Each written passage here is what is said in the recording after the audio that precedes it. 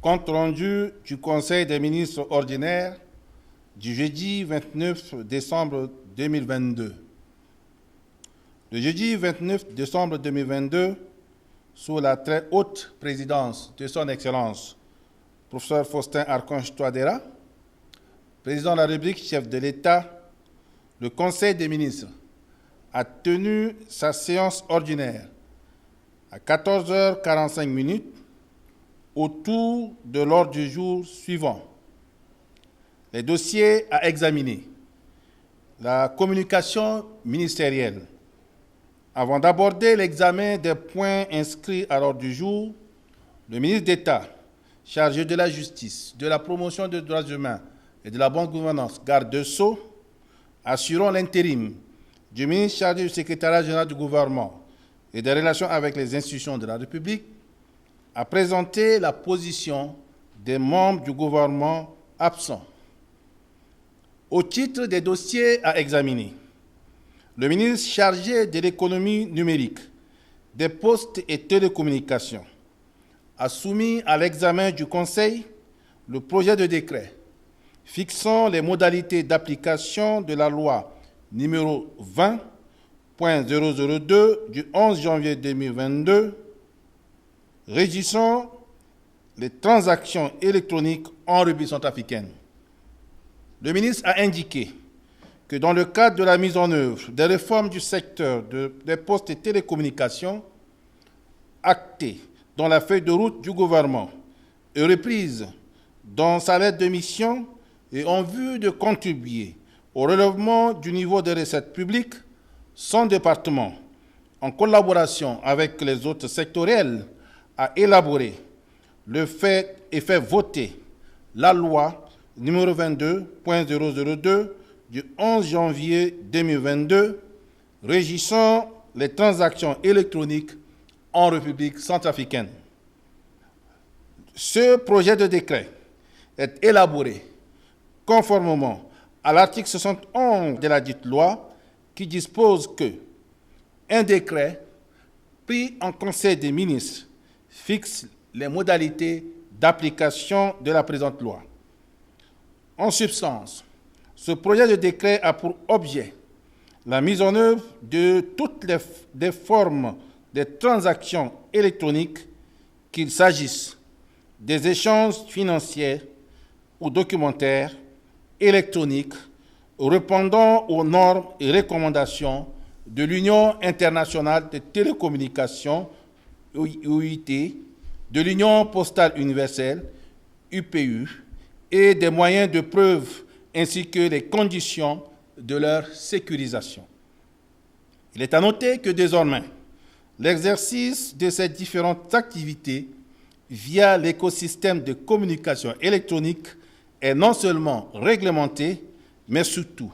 donne lieu au paiement des redevances et taxes qui permettront, bien entendu, à l'État d'améliorer l'assiette fiscale en y apportant la plus-value. Eu égard à ce qui précède, le ministre a sollicité du Conseil l'adoption du projet de décret. Au terme des débats, le Conseil a marqué son accord et a adopté le dit projet de décret. Le ministre chargé du développement de l'énergie et des ressources hydrauliques a soumis à l'examen du Conseil la note relative au projet de révision de la structure des prix des hydrocarbures à la pompe. Le ministre a indiqué que la crise en Europe a entraîné la perturbation des circuits de ravitaillement des produits pétroliers dans le monde, en Afrique en général et particulièrement en République centrafricaine. Il convient de préciser que le ravitaillement de la République centrafricaine en hydrocarbures se fait par deux voies, conformément aux aléas climatiques, notamment la campagne fleuve qui se fait de juillet à décembre de chaque année par la voie Kinshasa en République centrafricaine, en République démocratique du Congo, correspondant à la saison pluvieuse, et la campagne route qui se fait de janvier à juin par Limbé, en République du Cameroun, et correspondant bien entendu à la saison sèche. Compte tenu de la crise qui sévit en Europe et de la rareté des produits pétroliers due à l'augmentation des prix par les producteurs, les traders, les marketeurs centrafricains n'ont pas pu faire une bonne campagne fleuve. Il est à noter que 3 marketeurs seulement disposent réellement des stations-service et cette situation a entraîné plusieurs conséquences, entre autres la pénurie des produits pétroliers dans le pays, le développement du circuit de vente illicite à des prix élevés, le montant très élevé des subventions de l'État sur chaque produit vendu, la fiscalité pétrolière qui a toujours représenté 25 à 30% des recettes mensuelles de l'État est presque négative depuis plusieurs mois. À cet effet, le ministre a sollicité du Conseil de revisiter la problématique des hydrocarbures en République centrafricaine tout en tenant compte de l'environnement international caractérisé par la rareté d'approvisionnement, de production, d'augmentation des prix à la pompe dans la plupart des pays du monde et surtout les pays non producteurs comme la République centrafricaine. Après les débats, le Conseil ayant noté les difficultés réelles d'approvisionnement et de distribution des produits pétroliers liées à la crise en Europe, a marqué son accord pour revoir la stratégie nationale d'approvisionnement,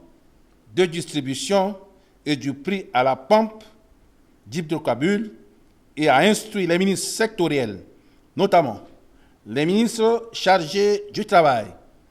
le ministre de l'énergie, le ministre du commerce et de l'industrie, le ministre des transports et de l'aviation civile, le ministre des finances et du budget et le ministre de la fonction publique, de bien vouloir échanger avec tous les acteurs du secteur et les syndicats afin de se résoudre promptement la question d'approvisionnement,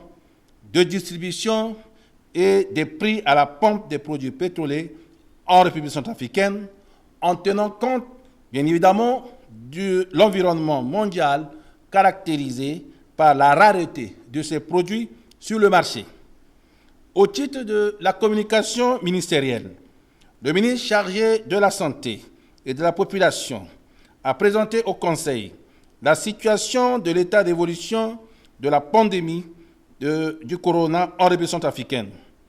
Le ministre a indiqué que dans le cadre de la lutte contre la propagation de la pandémie du coronavirus en République centrafricaine, la situation épidémiologique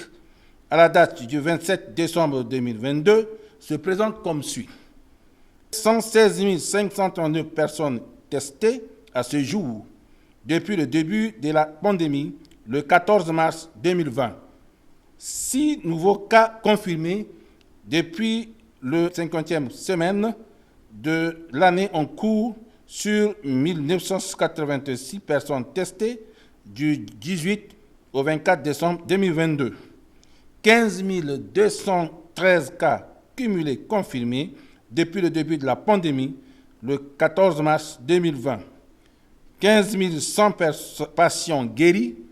et 113 décès observés. Après cette présentation, le Conseil en a pris acte. L'ordre du jour étant épuisé, Son Excellence, sur le président et chef de l'État, le professeur Faustin Archange Touadéra, a levé la séance à 15h45. Fait à Bangui, le 30 décembre 2022, le ministre chargé du secrétariat général du gouvernement et des relations avec les institutions de la République par intérim, Dr Arnaud Djoubaï Abazen. Je vous remercie.